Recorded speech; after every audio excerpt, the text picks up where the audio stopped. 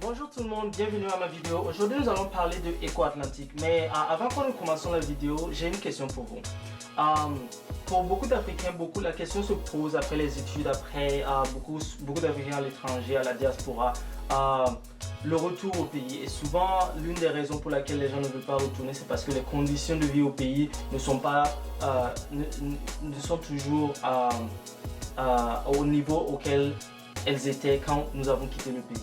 Eh bien, certains pays comme le Nigeria, par exemple, sont en train de prendre des initiatives pour pouvoir attirer les Africains de l'étranger, attirer les étrangers qui ont un haut niveau de vie au pays. Parce que l'une des choses que nous devons comprendre, c'est que lorsque vous avez une population qui a un haut niveau de vie, c'est-à-dire un haut niveau de revenus, et bien cette population consomme à un haut niveau, ce qui augmente la consommation interne du pays, ce qui en retour aussi aide à créer l'emploi, parce que plus il y a de l'emploi, plus il y a des gens qui consomment, plus il y a de l'emploi. C'est pour ça que les pays comme les États-Unis sont toujours au top, parce que c'est l'un des pays qui consomme le plus, et c'est pour ça que par exemple la Chine qui a beaucoup d'argent, qui est en train de se développer, n'est pas à son niveau, parce que la consommation interne en Chine n'est pas comparable avec celle des États-Unis, bien que la population chinoise est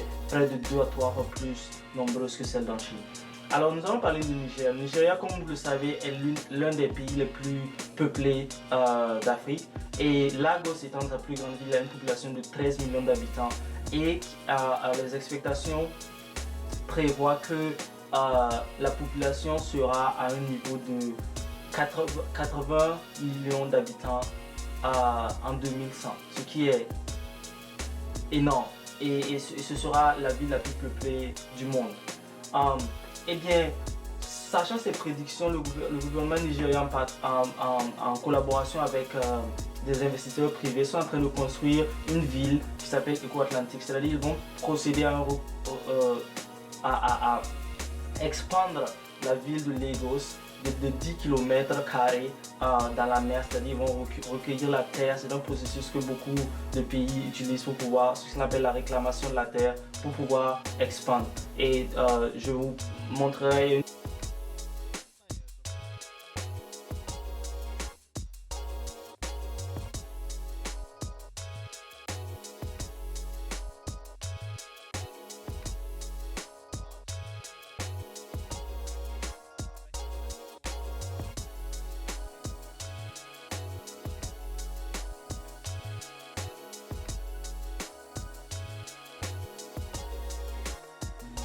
en plein Nigeria, en plein terre. Pourquoi les construire au bout de la mer? La question se pose. Maintenant, la raison pour laquelle elle est très simple. L'une des raisons, c'est parce que la position géographique de Lagos fait que c'est déjà un centre commercial international. Mais aussi construire à l'intérieur de Lagos, c'est très compliqué parce que c'est déjà très habité, c'est déjà très peuplé, très condensé.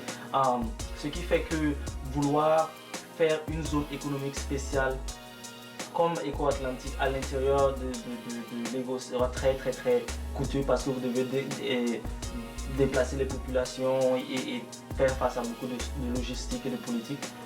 Et donc c'est plus simple d'aller de là. Alors EcoAtlantic, la population cible vise environ 250 000 habitants. Il y aura des espaces pour des espaces d'habitation, des espaces commerciaux et des espaces d'entertainment.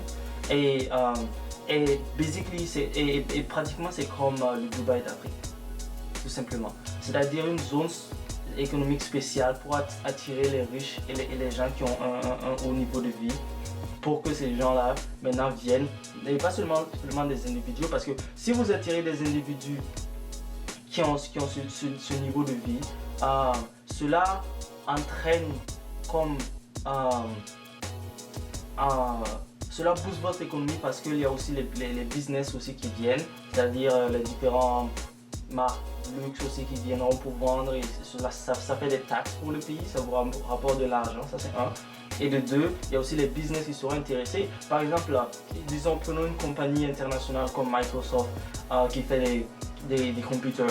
Imaginons que cette compagnie veut s'installer à Lagos, mais Lagos a des problèmes d'eau, des problèmes d'électricité, des coupures d'électricité courante, le trafic. Alors, une zone économique spéciale comme Éco-Atlantique, Microsoft serait intéressé à payer pour un siège là-bas, parce que de un, il sait que la zone sera habitée par des gens qui ont des grands diplômes, des ingénieurs, des computer scientists, des informaticiens et ça. Donc, ils auront accès au personnel qualifié. Ça c'est de 1.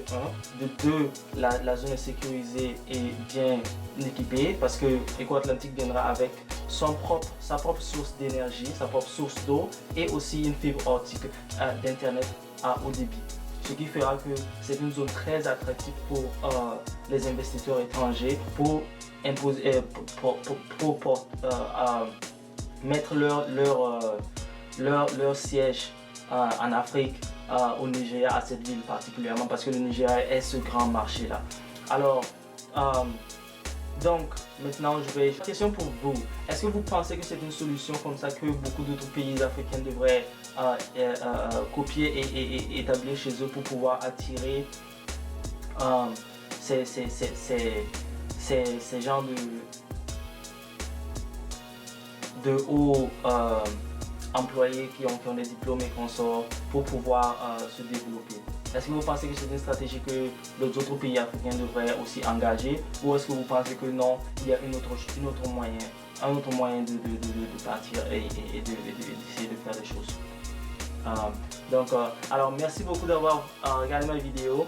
Nous serons de retour avec d'autres vidéos et n'oubliez pas de partager si vous avez aimé, n'oubliez pas de partager et de laisser un like.